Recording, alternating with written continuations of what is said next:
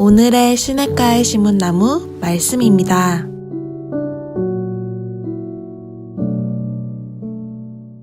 사랑하고 축복합니다. 오늘도 말씀 안에서 승리하는 한들교회 모든 성도님들 될 수 있기를 축복합니다. 자, 오늘 누가복음 19장 11절에서 27절까지 말씀 우리가 함께 나누면서 오늘에게 주신 하나님의 말씀과 또 은혜 안에 나아가기 원합니다. 오늘 본문의 말씀은 은열뮤나의 비유에 관해서 말씀하고 있습니다. 마태복음 25장에 나오는 달란트의 비유와 상당히 유사한 비유의 말씀입니다. 달란트의 비유를 하신 말씀을 보게 되면 그 정말 마지막 때에 대한 비유의 말씀으로 그 말씀을 주시는데 오늘 이 은열뮤나의 비유 또한 비슷합니다.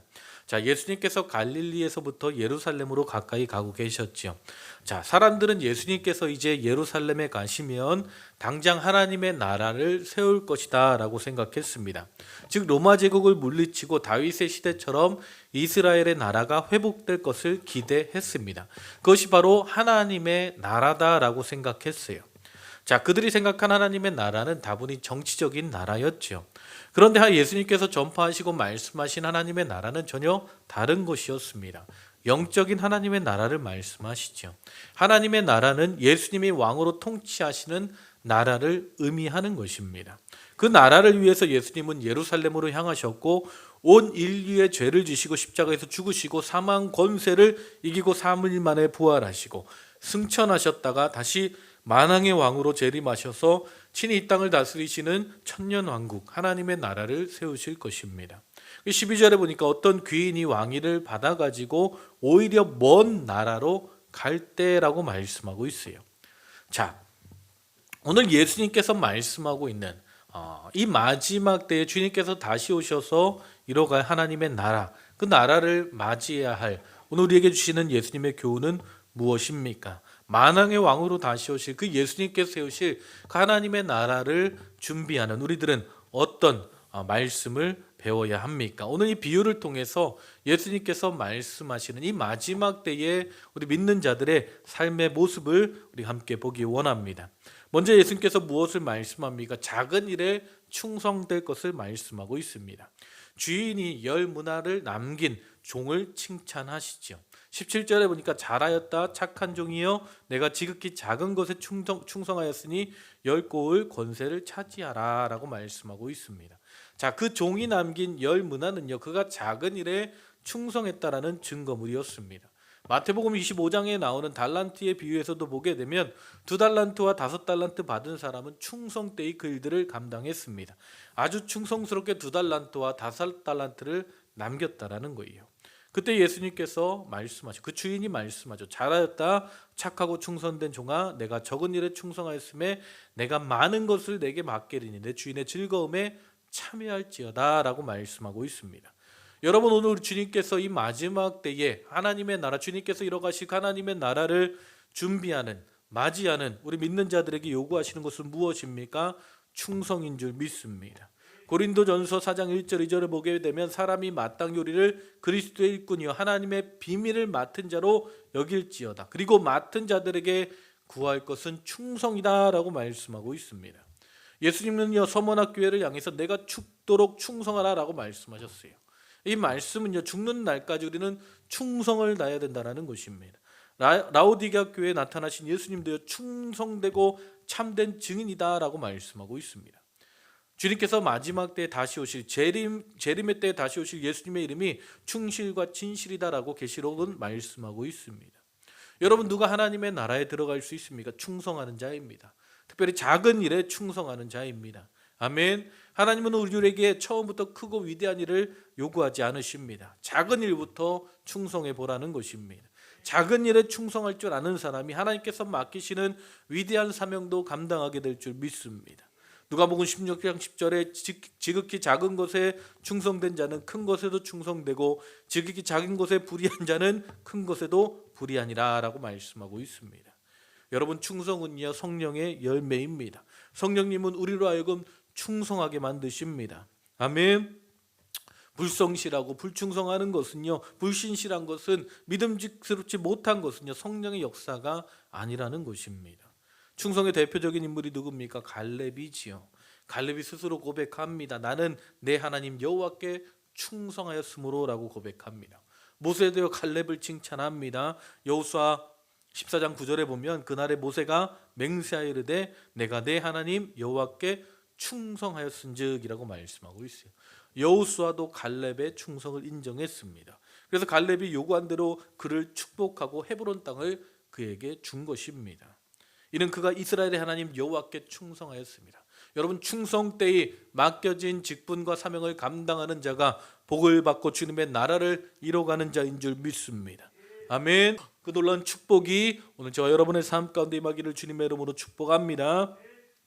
자, 또한 우리가 이 비유를 통해서 배울 수 있는 것은 무엇입니까? 13절에 보니까 귀인이 10명의 종들에게 문화를 맡겨주면서 주인이 내가 돌아올 때까지 장사라라고 말씀하고 있습니다.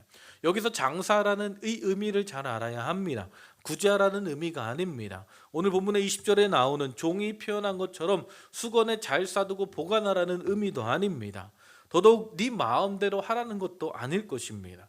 여러분, 장사하는 1차적인 목표가 무엇입니까? 이윤을 남기는 것입니다. 이윤을 남겨도 많이 남겨야 하는 것이지요. 주인이 10문화를 남긴 종을 칭찬했다라고 말씀하고 있어요. 반면에 이윤을 남기지 않은 종을 책망했습니다. 여러분, 우리가 이 사실을 통해서 알 수 있는 것, 주님께서 우리에게 맡겨진 사명과 부르심의 자리 가운데 충성되이 그 사명을 감당하고 능히 하나님께 주시는 축복의 열매들을 남겨야 된다라는 거예요. 아멘. 22절 23절에 보면 주인이 이르되 악한 종아 내가 내 말로 너를 심판하노니 너는 내가 두지 않는 것을 취하고 심지 않는 것을 거두는 엄한 사람인 줄 알았느냐. 그러면 어찌하여 내 돈을 은행에 맡기지 아니하겠느냐. 그리하였으면 내가 와서 그 이자와 함께 그 돈을 찾았으리라. 최소한 은행의 이자 이상을 남겨야 된다라는 거예요. 주인이 은행에 문화를 맡기지 않고 종들에게 맡긴 것은요, 은행의 이자보다 더 많은 이윤을 기대했기 때문이라는 거예요. 여러분, 누가 하나님의 나라를 이뤄갈 수 있습니까? 하나님의 나라를 위해 주님께서 맡겨진 그 사명의 자리 가운데 최소한의 이윤과 열매를 남기는 자들입니다. 아멘. 예수님은요, 정확하게 우리를 세마십니다. 얼렁뚱땅 대충 넘어가지 않습니다. 철저하게 결산하신다라고 말씀하고 있어요. 10문화의 비유가 주는 소중한 교훈은요, 이 귀인이 왕권을 가지고 돌아와서 반드시 결산한다라는 사실입니다. 마찬가지로 예수님께서 이 땅 가운데 다시 오실 때 우리 인생을 결산하실 것이다 라고 말씀하고 있어요. 예수님께서 이 땅 가운데 다시 오시는 이유는요, 우리 인생을 결산하시기 위함이다라고 말씀하고 있습니다. 예수님의 다시 오심이 지연되는 것이 왜 그렇습니까? 우리 인생을 결산하시기 전에 우리에게 뭔가 더 많은 열매를 남기라고 기회를 주시는 것인 줄 믿습니다. 여러분, 우리 믿는 자의 인생이 적자 인생이 아니라 흑자 인생이 될 수 있기를 주님의 이름으로 축복합니다. 손해를 끼치는 인생이 아니라 유익을 주는 인생이 될 수 있기를 축복합니다. 별 볼 일 없는 인생이 아니라 필요 없는 인생이 아니라 없어서는 안 될 소중한 열매를 남기시기를 주님의 이름으로 축복합니다. 고린도전서 10장 31절 33절에 보면 그런즉 너희가 먹든지 마시든지 무엇을 하든지 다 하나님의 영광을 위해서 하라. 유다인에게나 헬라인에게나 하나님의 교회나 거치가 되지 말고 나와 같이 모든 일에 모든 사람을 기쁘게 하여 자신의 유익을 구하지 아니하고 많은 사람의 유익을 구하여 그들로 구원을 받게 하라. 아멘. 여러분, 주님께서 우리에게 맡겨주신 이 귀한 사명, 많은 일들, 우리에게 맡겨진 그 사명을 통해 많은 이들이 구원받는 그 놀라운 역사가 있기를 주님의 이름으로 축복합니다. 또한 이 마지막 때에 이 비유를 통해서 우리에게 말씀하시는 것이 무엇입니까? 왕의 통치를 받아야 된다는 거예요. 예수님께서 10문화 비유를 말씀하시면서 12절과 15절에 귀인이라는 표현을 하십니다. 16절에는 주인이라고 표현합니다. 자, 귀인을 싫어하는 사람이 있습니다. 귀인의 권위를 인정하지 않는 사람들이 있습니다. 귀인이 왕이 되는 것을 반대하는 사람들이 있습니다. 14절에 보면 그런데 그 백성이 그를 미워하여 사자를 뒤로 보내어 이르되 우리는 이 사람이 우리의 왕됨을 원하지 아니하나이다 하였더라. 자, 그런데 그 왕권을 가지고 돌아온 귀인이 그들을 어떻게 대했습니까? 27절에 보니까 그리고 내가 왕됨을 원하지 아니하던 저 원수들을 이리로 끌어다가 내 앞에서 죽이리라 하였느니라. 자, 예수님께서 이 땅 가운데 태어나셨을 때 멀리 동방에서 온 박사들이 예수님의 그 왕권을 인정하고 황금과 유황과 모략을 드렸지만 헤롯 왕은요, 유대인의 왕이 태어났다는 말에 예수님을 죽이려고 했습니다. 이것이 바로 세상입니다. 둘 중에 하나입니다. 예수님의 통치와 지배를 받을 것인가 아니면 마귀의 통치와 지배를 받을 것인가 하는 것입니다. 우리의 삶 가운데 하나님의 예수님의 통치가 임하기 시작하면 하나님의 나라가 임하는 것이고 마귀의 통치를 받기 시작하면 지옥이 임하는 것입니다. 유대인들은요 예수님을 인정하지 않았어요. 예수님의 왕되심을 거부했습니다. 특히 바리새인들과 서기관들, 제사장들은요 유대 교권자들은 예수님을 적극적으로 대적했습니다. 결국 그들은 예수님을 십자가에 못 박아 죽게 했다라는 거예요. 이렇게 예수님을 거부하는 자들에게 예수님은 심판을 말씀하고 있습니다. 요한계시록에 보게 되면요 마지막 때의 적 그리스도가 예수님을 대적하는 세력들을 규합해서 아마겟돈의 전쟁을 일으킬 것이다 라고 말씀하고 있어요. 하지만 결국에는 망하게 될 것이다 라고 말씀하고 있습니다. 지옥의 형벌을 받게 될 것이다 라고 말씀하고 있어요. 누가 하나님의 나라에 들어갈 수 있습니까?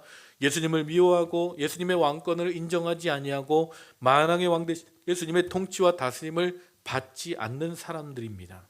그런 사람들은 하나님의 나라에 들어갈 자격이 없는 자들이다라고 말씀하고 있어요. 예수님께서 그런 사람들을 향해 원수들이라고 표현하고 있습니다. 우리가 예수님을 어떻게 여기느냐가 너무나 중요합니다. 원수들은 예수님을 왕으로 여기지 않지만 종들은 예수님을 주인과 귀인으로 여겼다라는 거예요. 우리의 왕으로 모시는 것입니다. 다시 오실 예수님은요 권세를 가지고 만국을 다스리시는 만왕의 왕으로 오실 것이다 라고 말씀하고 있어요. 요한계시록 19장 15절 16절을 보게 되면 그의 입에서 예리한 검이 나오니 그것으로 만국을 치겠고 친히 그들을 철장으로 다스리며 곧 친히 하나님 곧 전능하신 이의 맹렬한 진노의 포도주 틀을 밟겠고 그 옷과 그 다리에 이름 쓴 것이 있으니 만왕의 왕이요 만주의 주라 하였더라. 여러분 만왕의 왕 되신 예수님을 바라보시기를 주님의 이름으로 축복합니다. 주님의 통치가 우리의 삶 가운데 온전히 임할 수 있기를 주님의 이름으로 축복합니다. 주님께서 우리의 삶을 통치하시기 시작할 때 그 가운데 하나님의 나라가 임하는 것입니다. 주님께서 다시 오실 이 마지막 때에 오늘 우리가 이 말씀을 통해서 정말 우리에게 맡겨진 사명 충성되이 감당할 수 있기를 주님의 이름으로 축복합니다. 그리고 아름다운 열매를 맺으며 누리며 나누며 살아가시기를 주님의 이름으로 축복합니다. 왕 되신 주님의 인도하신 가운데 주님의 그 통치 가운데 승리하는 한돌교회 모든 성도님들 될 수 있기를 주님의 이름으로 축복합니다. 아멘. 기도하시겠습니다. 하나님 감사합니다. 마지막 때에 하나님의 나라를 보게 하시고 하나님의 나라를 준비하는 우리 믿는 자들의 삶의 모습이 어떠해야 하는지 비유의 말씀을 통해 알게 하심에 감사합니다. 하나님 오늘도 우리에게 맡겨진 그 삶의 자리 그 사명의 자리 가운데 충성되이 살아갈 수 있는 복된 교회와 성도들 되게 하여 주시옵소서. 그래서 주님께서 부르신 그 부르심의 자리 가운데 아름다운 열매들이 맺게 하시고 하나님의 나라와 하나님의 통치와 하나님의 다스림이 하나님 우리의 삶 가운데 이루어지는 복된 하루가 되게 하여 주시옵소서. 주님 함께 하시고 인도하실 줄 믿사오며 예수님의 이름으로 기도했습니다.